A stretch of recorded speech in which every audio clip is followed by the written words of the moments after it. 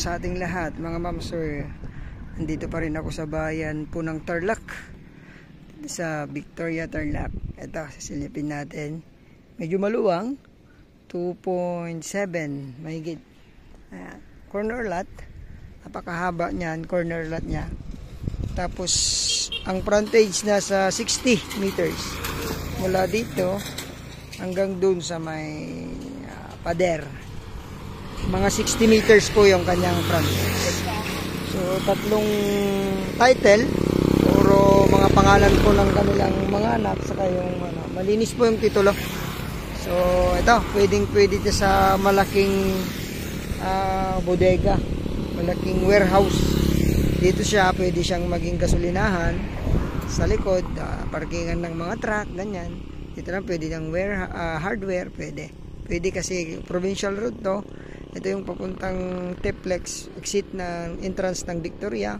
Wala pang 2 minuto, nandito ko na sa property. Ngayon dito naman yung papuntang bayan ng Herona, 5 minutes nandun ka na. So malapit po sa Manila. From Clark, malapit lang to, mga 20 minutes nandun ka na po sa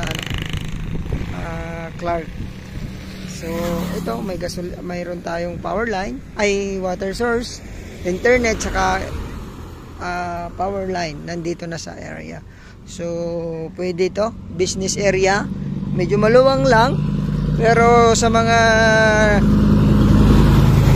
may mga business po dyan na kailangan po ng gagarang yung malapit po sa Teplex, sa Manila, sa Norte, pwede ito na part na to.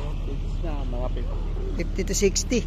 Ayan, sa may Acacia ang frontage niya. So doon sa likod meron ding daan, so parang back to back road siya. Hindi pa siya simentado, pero dinadaanan na po ng mga kuliglig, tricycle. Makikita nyo po sa aking aerial view, doon may rompong daan sa likod. At the same time, corner lot siya. Ayan. So napaliparan na po natin ng drone to. Tingnan nyo na lang po sa aking sa aking aerial view. Ito naman bahay po ng ating mga seller to.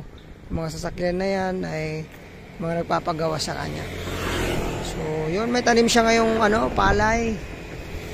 Tapos may mga fruit bearing trees naman ako nakikita, mangga, nyog, star apple, saka santol. So may malamig-lamig na pagka nagpatayo tayo ng bahay. So maganda ito, maging residential commercial lot. Sa likod talagang gawin mong farm, pwede din po. Ulitin ko po, 2.7 hectares. Asking ni seller daw dito 1.2 per square meter. Tawad tayo sa personal, direct po yung ating mga contact dito. Sila po ang anytime pwede daw po tawagan yung seller nito.